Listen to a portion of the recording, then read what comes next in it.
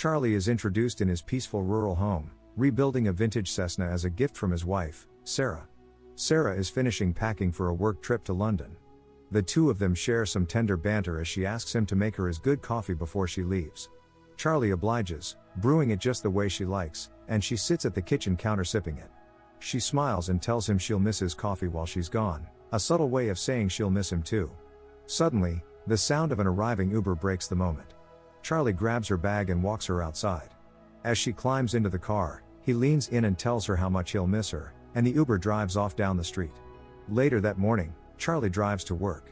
He parks in the CIA headquarters lot and heads inside.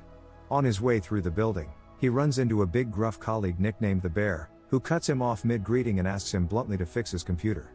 It's clear from Bear's tone and the awkward exchange that Charlie isn't exactly well liked or respected at work. Charlie continues to the decryption and analysis room, and sits at his laptop.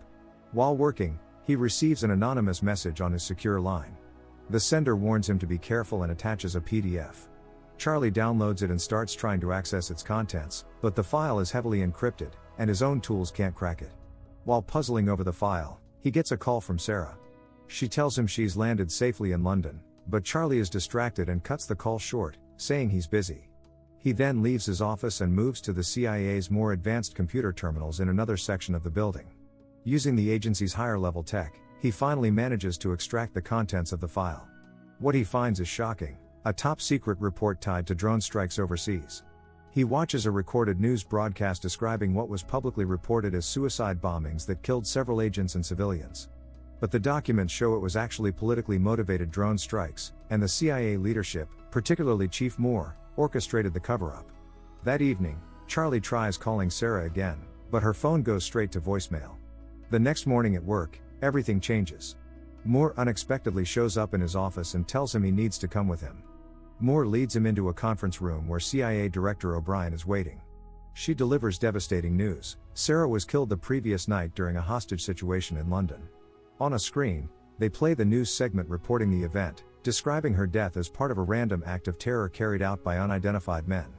Later that day, Charlie returns home, visibly hollowed out, only to find a crowd of reporters waiting at his gate, shouting questions about his wife. He ignores them and goes inside. The next morning, Charlie shows up at headquarters and demands answers, pushing Officer Horowitz to tell him who killed Sarah. Horowitz claims they have no actionable leads yet. Days later, Sarah's body is flown home. At the airport, Charlie signs the next of kin paperwork to claim her remains. That night, he sits alone with her luggage, unzipping it to find the puzzle she'd bought for him on her trip. He breaks down quietly, holding it in his hands. The following day, back at work, Charlie takes matters into his own hands. He starts digging into surveillance footage from London on the night Sarah died. He pieces together the terrorists' movements, tracing them to a stolen vehicle and isolating an audio recording of one suspect's voice. Running the voice print through the database, he identifies one of them as Mishka Blazik. Then another, Elish. And finally, the man who killed Sarah himself, Horst Schiller. Charlie brings all his findings to Moore and Horowitz. Instead of acting impressed, they dismiss him coldly, saying they already knew all of it. Their strategy is to wait and take down the entire network of terrorists, not just the individuals. Charlie, consumed with anger and grief, accuses them of dragging their feet and protecting their own interests while his wife lies dead. He then blackmails the CIA by threatening to expose the classified cover-ups he uncovered, forcing them to give him training, weapons, and access so he can go after the men himself. Moore and Horowitz reluctantly agree. Soon after, Charlie arrives at Camp Peary for covert field training under the watch of Colonel Robert. He begins a grueling regimen, shooting drills, and bomb-making practice. Though he's clearly brilliant and learns fast, the trainer doubts his ability to survive in the field, mocking him behind his back for being just a desk guy. Meanwhile, Moore, Horowitz, and their team enter Charlie's office under the disguise of routine checks but with the real intent of finding and destroying the files he's collected on them. They comb through his desk, computer, and drawers but come up empty-handed. Frustrated, they escalate the search and head to his house, where they seize his personal computers, hard drives, and papers to examine back at headquarters.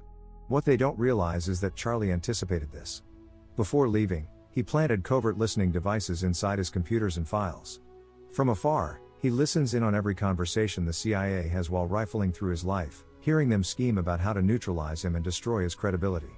When Moore and Horowitz finally confirm there's no incriminating data on his machines, they quietly call Colonel Robert and instruct him to kill Charlie.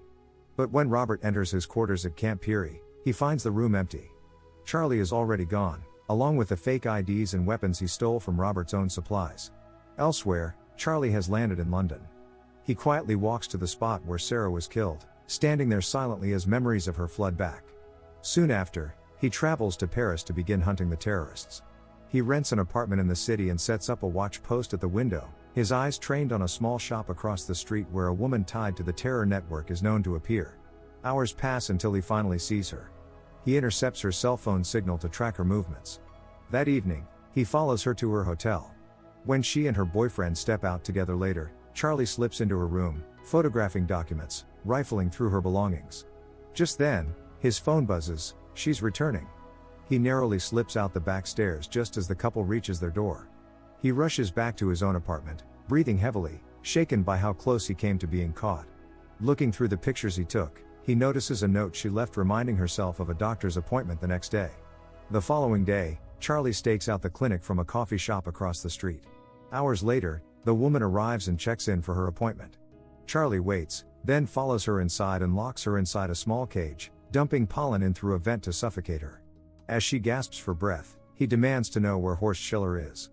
But she resists, choking too much to speak, and he's forced to unlock the cage to save her life. She lashes out, scratches him, and bolts out the door, only to be struck and killed by a passing car outside. Shaken but relentless, Charlie grabs her phone and flees, returning to his apartment briefly before moving on to Marseille.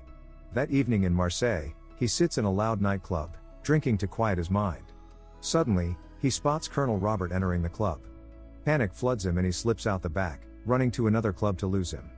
But Robert finds him again, and calmly offers him a beer. Robert warns him that this needs to stop, and he has to come back with him.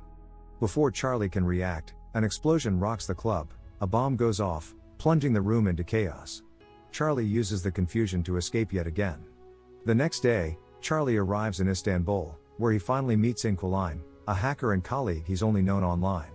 They speak in low tones, and she quickly tells him it's too dangerous to talk about Horst Schiller there. She instructs him to meet her in a parking garage instead. Later, they meet in her car and drive to her home on the coast, where she pulls up her computers. Working together, they trace Mishka Blazik online and locate his girlfriend. They decide to use her as bait. Following the lead, they find the couple staying at a luxury hotel in Madrid. Charlie books a room and sets up surveillance. At dinner, he watches Mishka and his girlfriend laughing over wine.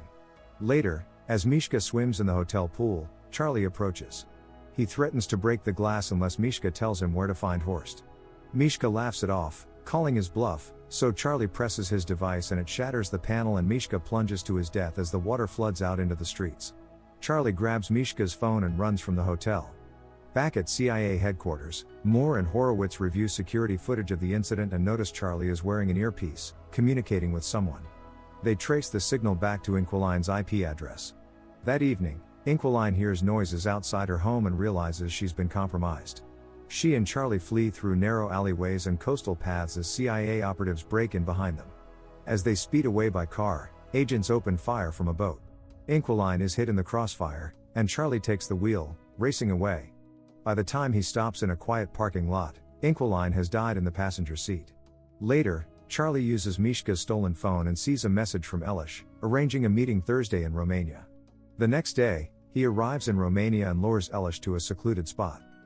When Elish answers a call, Charlie threatens to trigger a bomb if he tries to flee and demands to know where Horst Schiller is. Elish finally admits Horst lives on a boat off the coast of Moscow. Charlie grabs his phone to take Horst's number and walks away just as the explosive he planted goes off, killing Elish behind him. Later, Charlie makes his way to the icy Baltic Sea coastline, and rents a modest room near the docks to keep watch. The next morning, he wakes early and heads to the harbor. There, he spots Horst on the docks, loading crates and speaking with his men near a small boat. Charlie stays hidden, snapping photos of the scene for proof. Satisfied, he tucks his camera away and slips into a nearby bar to warm up and think. Inside the bar, he bumps into Bear, where he insists on buying him a drink. They sit at a corner table where Bear slides a photo of Charlie across to him and warns that he should stop chasing Horst, leave all this behind, and go with him instead. Bear promises he'll make sure Charlie is protected and left alone if he just walks away now. Charlie listens, but his mind is set. He refuses, and Bear doesn't press further, he just nods and leaves quietly. The next day, Charlie returns to the harbor and spots Horst again. But before he can make his move, someone sneaks up behind him, striking him in the head. When he wakes, he's on a boat, to meet Horst himself. Horst asks him why he's been following him, and Charlie answers plainly, he wants to confront his wife's killer. Horst studies him and then admits that he does remember Sarah. He even offers a soft apology, but explains that she wasn't a target, but rather a message. Charlie listens, visibly shaken by how meaningless her death was to him. Horst then turns the conversation, reminding Charlie that he too has killed his colleagues, but in a very different way. Horst notes that Charlie avoids killing up close, preferring bombs, poisons, and indirect methods. He accuses Charlie of being a killer who refuses to face what he really is. To drive his point home, Horst places a gun in Charlie's hand and challenges him to shoot. But Charlie hesitates, hands trembling. He struggles to pull the trigger, unable to bring himself to execute Horst face to face. At that moment, alarms blare on the boat. Horst looks confused as the ship's navigation monitor lights up with warnings. Charlie smirks and explains, he hacked the ship's navigation system earlier, and now they've drifted into Finnish waters, where Horst is a wanted criminal. Searchlights sweep across the deck as Interpol boats surround them. Officers storm the vessel and arrest Horst and his men on the spot, hauling them away as Horst glares at Charlie in silent defeat. Elsewhere, back in the US, Moore and Horowitz are also arrested after evidence surfaces of their collaboration with Horst and their role in orchestrating the murders of innocent people and fellow agents, evidence Charlie quietly passed on to the right hands. That evening, as Charlie gets into his car, Colonel Robert pays him a visit. He tells him he's proud of what he accomplished, taking down not only the terrorists but also the rot within their own agency. The next day, Charlie takes out his Cessna aircraft his late wife once bought for him, and starts the engine. With a calm determination on his face, he finally lifts off, flying the plane into the morning sky, the horizon stretching wide ahead of him. Make sure to like, comment and subscribe for more notifications. Until next time. See you soon.